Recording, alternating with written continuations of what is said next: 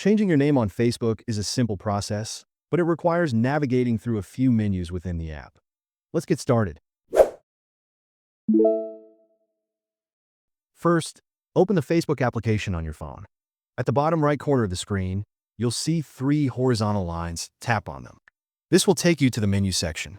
From here, scroll down and find Settings and Privacy. Once you tap on it, a drop-down will appear. Select Settings. Now, you'll need to access the Account Center, which manages personal information across Facebook and Instagram. Tap on Profiles, and then choose the profile for which you want to change the name. Inside the profile settings, locate the name option. Here, you can edit your first, middle, and last name as needed.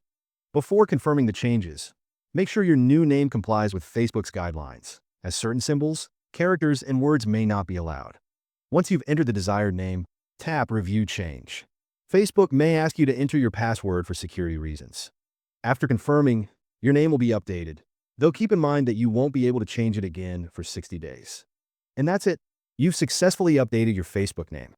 If you found these tips helpful, don't forget to give this video a thumbs up, subscribe for more tech tips, and hit the notification bell so you never miss an update. Thanks for watching, and I'll see you in the next one.